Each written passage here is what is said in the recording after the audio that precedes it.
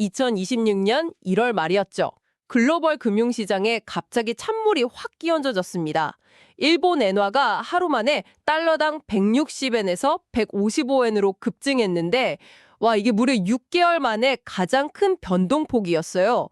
단순한 시장 반등으로 보기에는 그 움직임이 너무 좀 인위적이고 날카로웠습니다.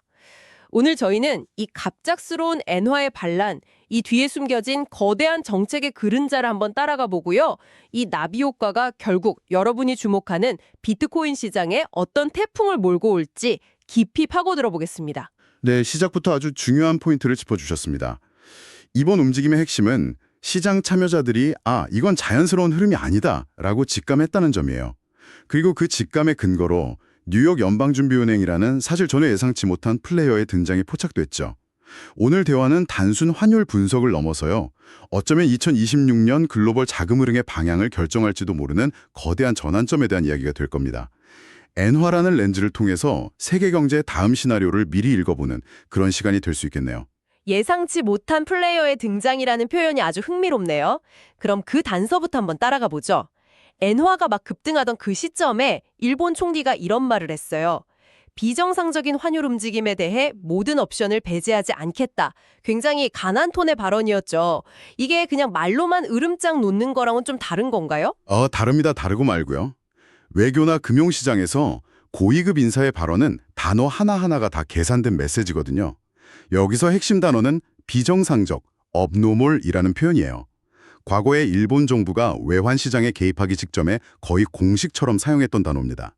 시장은 이걸 우리가 곧 행동에 나설 테니 대비하라는 마지막 경고 신호로 받아들이는 거죠. 일종의 예고편 같은 거군요. 네, 딱 예고편이죠.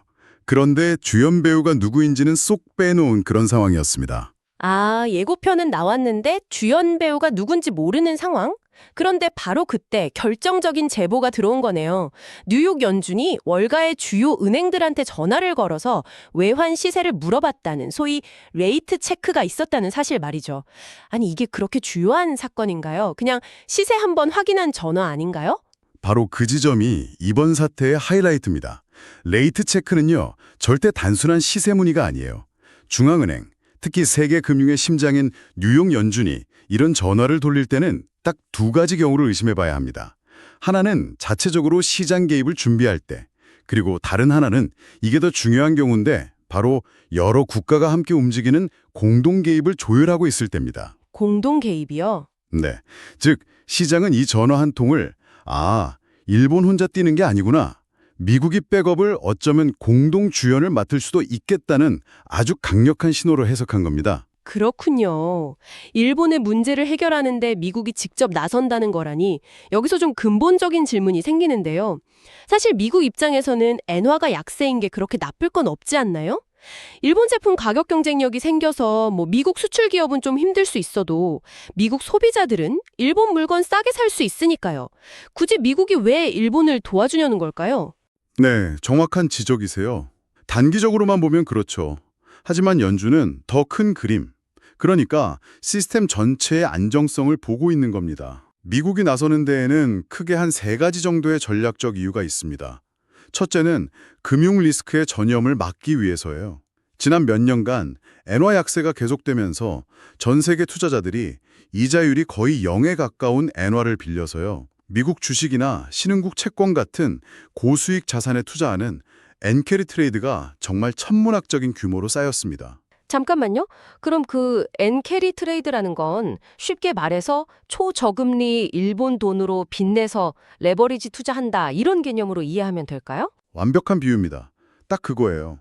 그런데 만약에 엔화가 갑자기 강세로 돌아서면 어떤 일이 벌어질까요? 빚 갚는 비용이 확 늘어나겠네요. 그렇죠.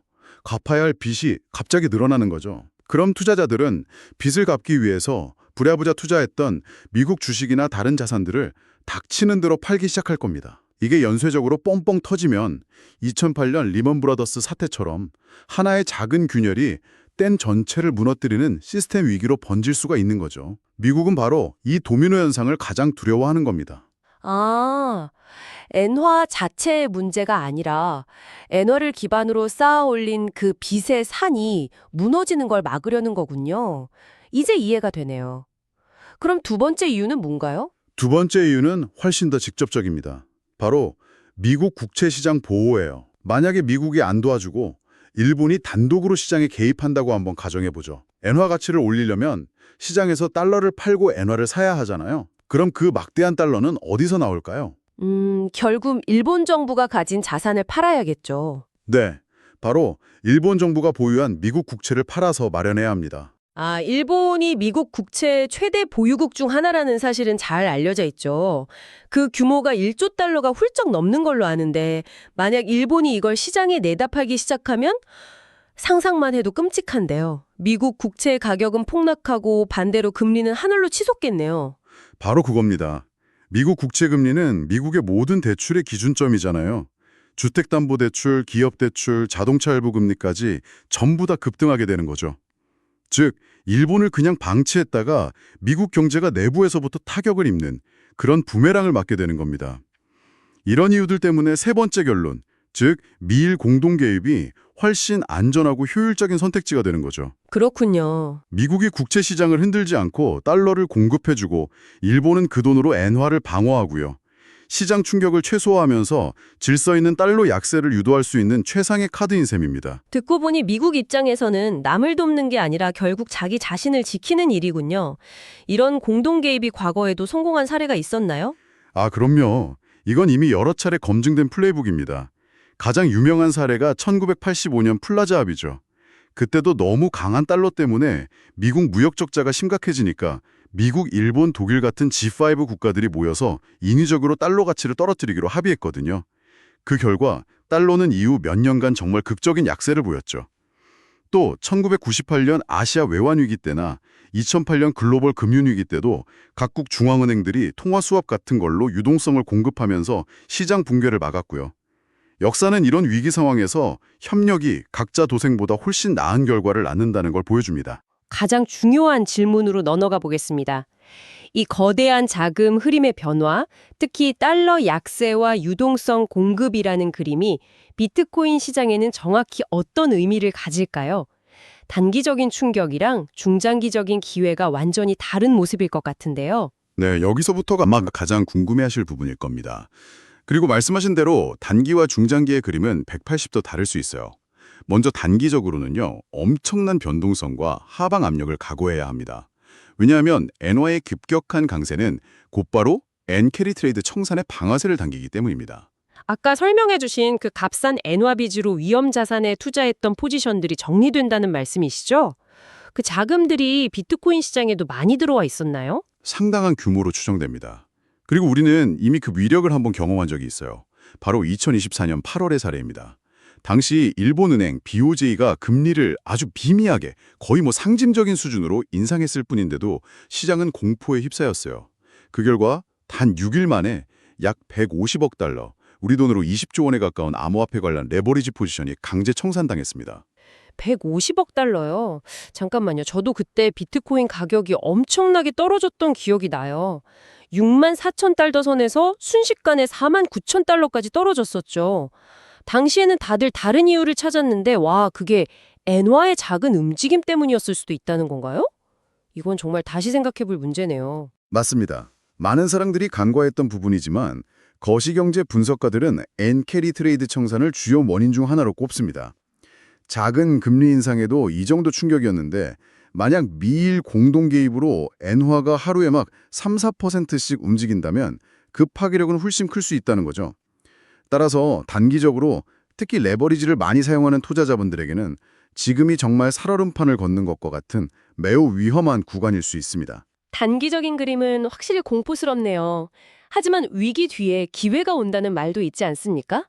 이 단기적인 혼란이 지나가고 나면 중장기적인 그림은 어떻게 달라질까요? 바로 그 지점이 이 사태의 핵심적인 반전입니다. 단기적인 폭풍호가 지나가면요, 중장기적으로는 비트코인에게 매우 강력한 순풍이 불 수 있는 환경이 조성됩니다. 미국과 일본의 공동 개입이라는 사건의 본질을 들여다보면 이게 결국 미국이 시장에 달러를 더 많이 풀겠다는 선언이나 마찬가지거든요. 아, 즉, 달러 약세와 글로벌 유동성 공급을 의미하죠. 달러 유동성 공급이라. 역사적으로 시장에 돈이 많이 풀리는 시기에는 항상 자산 가격이 오르긴 했죠. 정확합니다.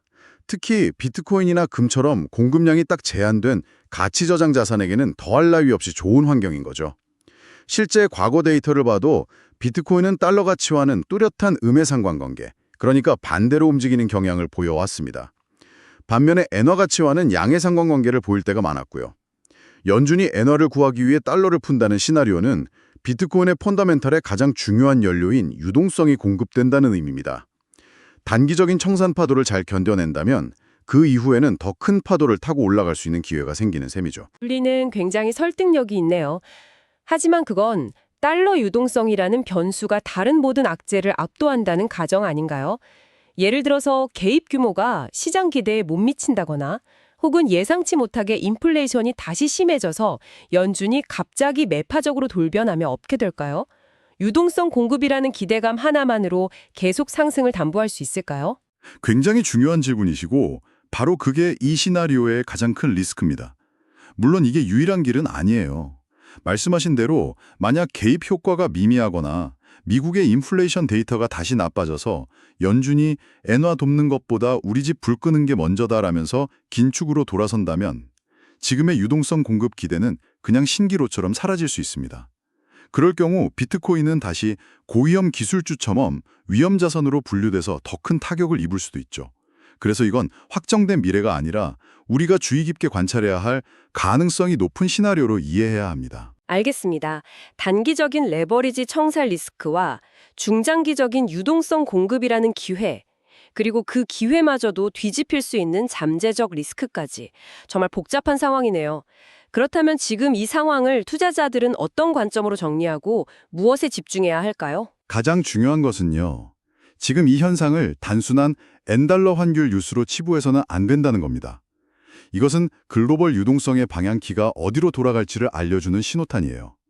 만약 미일 공동 개입이 실제로 이루어진다면 이건 2026년 거시경제 환경의 가장 중요한 전환점, 즉 긴축의 시대가 끝나고 완화의 시대가 다시 시작될 수 있다는 변곡점으로 기록될 수 있습니다. 변곡점이라는 말씀이 와닿네요. 그렇다면 우리는 지금 매일 엔화 환율 차트만 쳐다보고 있어야 할까요? 아니면 더 중요한 지표가 있을까요? 원인, 즉 미국과 일본 정부 당국자들의 발언, 그리고 미국 국채금리의 움직임에 더 집중해야 합니다. 만약 국채금리가 안정되는 가운데 달러 약세가 진행된다면 그건 공동 개입이 순조롭게 진행되고 있다는 긍정적인 신호로 볼 수 있겠죠. 단기적인 비트코인 가격 등락에 일희일비하기보다는 이 거대한 유동성의 흐름이 정말로 바뀌고 있는지 그 구조적 변화에 집중하면서 긴 호흡으로 판단할 필요가 있습니다. 결국 엔화의 움직임은 우리 모두에게 하나의 거대한 질문을 던지고 있는 셈이군요. 지금 세계 경제는 다시 돈을 푸는 완화의 시대로 돌아가고 있는가? 아니면 여전히 인플레이션과 싸우는 긴축의 시대에 머물러 있는가? 아마도 이 질문에 대한 시장의 답이 앞으로의 비트코인 가격을 결정하게 되겠네요. 그렇습니다. 우리는 지금 엔화라는 작은 나비의 날갯짓이 달러, 미국 국채, 주식시장, 그리고 비트코인에 이르기까지 이 거대한 자산시장 전체에 어떤 태풍을 몰고 올지 그 시작점에 서 있는지도 모릅니다. 어쩌면 생각보다 훨씬 큰 파장이 이제 막 시작된 것일 수 있습니다. 시청해주셔서 감사합니다.